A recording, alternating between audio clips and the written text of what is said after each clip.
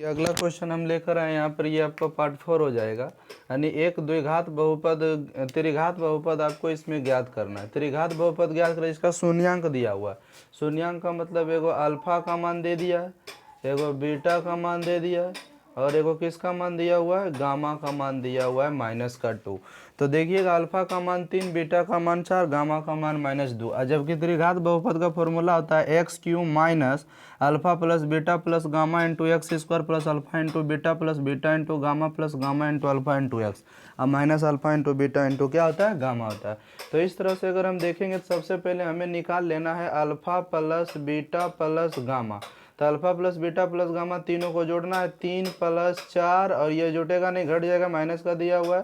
3 4 7, 7 में से 2 गया, कितना हो गया, 5 हो गया। फिर इस तरह से एक और निकालना है alpha into beta, beta into gamma, और गामा इंटू अल्फा। तो इस तरह से गुना करेंगे हम लोग, 3 × 4, और फिर 4 × -2, और फिर प्लस क्या करेंगे, गामा का मान है -2, और फिर गुना में क्या लिखेंगे, अल्फा कितना है, 3 है। देखिए 4 × 12, फिर 8, और फिर 3 × 6, 12 घटाओ 8 छो कितना हो गया, 14, घट जाएगा, -2 हो गया। उसके बाद तीनों का मल्टीपल निकालना, alpha into beta into gamma. तो 3 × 4 × -2, 4 × 12, दूना कितना हो गया, 24 हो गया। अब देखिए तो ये हमारा तीनों निकल गया, बस हमें फार्मूला में जाके क्या करना है, रख देना है। तो देखिए x³ minus alpha plus beta plus gamma का मान अभी तुरंत निकाले थे, 5x² हो जाएगा।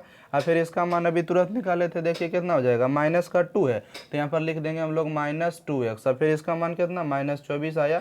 ये आपका क्या हो गया, आंसर हो गया। इतना करेंगे आपको 2 नंबर मिलेगा। यानी कि इस तरह से क्वेश्चन आपको पूछा जाता है कि त्रिघात बहुपद का, यही फॉर्मूला याद रखिएगा, त्रिघात बहुपद का यही formula, x³ minus alpha plus beta plus gamma x² plus alpha into beta plus beta into gamma plus gamma into alpha into x, और minus alpha beta gamma. x³ minus 5x² -2x minus कितना, 24 आया। इसका answer हो गया। Alpha plus beta plus gamma निकाल लिए, फिर 2 2 शून्य को करके योग पर, और फिर इसका गुणनफल निकाल लिया। इस तरह से इससे ज़्यादा आपको बहुपद में क्वेश्चन पूछेगा भी नहीं।